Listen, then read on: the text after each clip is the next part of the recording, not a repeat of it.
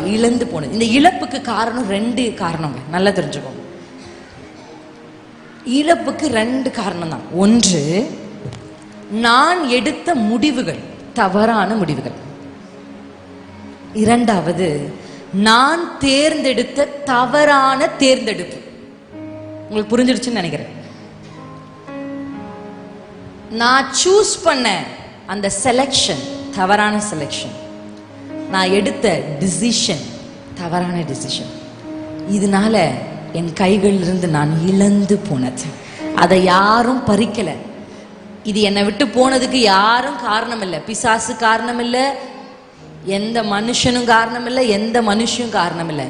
இப்ப என் வாழ்க்கையில் நான் அனுபவிக்கிற இந்த வேதனைக்கு முதல் காரணம் நான் தான். எத்தனை பேர் அப்படி சொல்ல முடியும்? ஆமா, நான் அந்த முடிவை எடுத்திருக்க கூடாது. நான் அந்த இடத்துல பேசியிருக்க கூடாது. நான் அந்த இடத்துல அதை செஞ்சிருக்க கூடாது. அந்த மனுஷனை தேர்ந்தெடுத்திருக்க கூடாது. அந்த மனுஷியை தேர்ந்தெடுத்திருக்க கூடாது. அவங்கள வீட்டுக்குள்ள விட்டுருக்க கூடாது. அவங்களுக்கு அனுமதி கொடுத்திருக்க கூடாது. அதனால்தான் சிஸ்டர் இன்னைக்கு என் வாழ்க்கையெல்லாம் இப்படி இருக்கிறேன். என்னை கர்த்தர் திரும்ப எடுத்து கட்டுவாரான்னு நீங்க கேட்டீங்கன்னா கர்த்தர் சொல்றாரு, கர்த்தர் மறுபடியும் உங்களை திரும்ப எடுத்து கட்டுவேன் என்ற வாக்கு.